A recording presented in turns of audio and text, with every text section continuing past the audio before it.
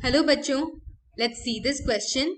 And the question says, you read a blog that states a squid's eye has been perfectly designed to see in the dark depths of ocean. Write a paragraph responding to this blog why this statement is not accurate. और हमारे यहाँ question ये कह रहा है कि एक blog में स्टेटमेंट दिया गया है कि स्क्विड की आंखें परफेक्टली डिजाइन की गई है to see in the dark depths of ocean. Paragraph में हमें ये रेस्पॉन्ड करना है कि कैसे ये ब्लॉग का स्टेटमेंट एकदम सही नहीं है।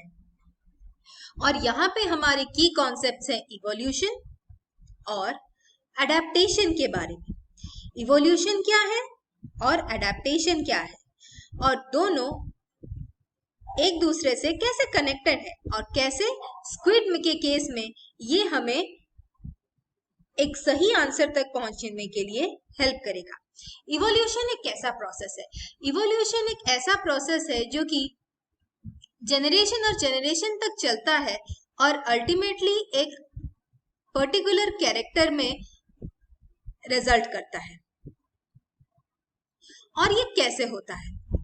अगर हम ये देखें, एक ऑर्गेनिज्म का और या फिर कई ऑर्गेनिज्म के एक कॉमन एंसेस्टर होते हैं या फिर एक सिमिलर पूर्वज होते हैं। उनसे कई जनरेशन तक रिप्रोडक्शन होने के बाद थोड़े थोड़े छोटे छोटे डिफरेंसेस आते हैं, और ये ईच जनरेशन में ये छोटे छोटे डिफरेंसेस हैं, उन्हें कहते हैं हम म्यूटेशन।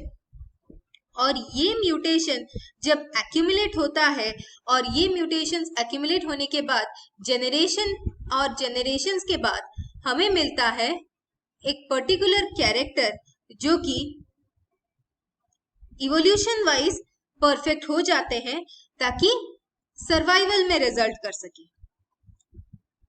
और ये कैरेक्टर इवोल्यूशन कहलाता है। जबकि अडेप्टेशन एक ऐसा इनहेरिटेड कैरेक्टर है जो कि एक पर्टिकुलर एनवायरनमेंट में रहने के लिए, जिससे सर्वाइवल और रिप्रोडक्शन इजी हो सके,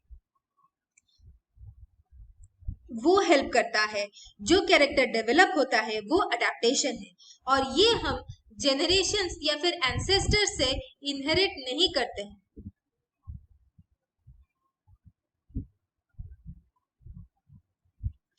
अभी हम इस क्वेश्चन पे जाते हैं। स्क्विड क्या है? स्क्विड हमारा लार्जेस्ट इन्वर्टिब्रेट है, और इस इन्वर्टिब्रेट की आंखें हेड में होती हैं और जिसका डायमीटर है 30 सेंटीमीटर। ये इतना बड़ा होता है। ये बड़ा है ताकि कोई भी एक छोटा लाइट सोर्स हो या फिर बायोल्यूमिनेसेंट प्रे हो, वो उसे उस लाइट को अब्सॉर्ब कर सके।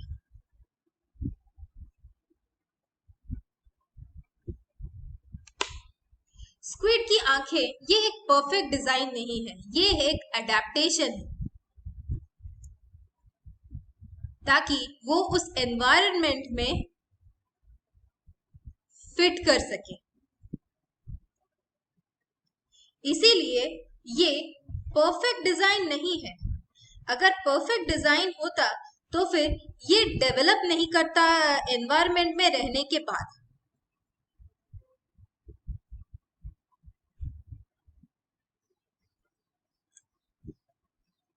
I hope you understood the answer. Thank you and all the best.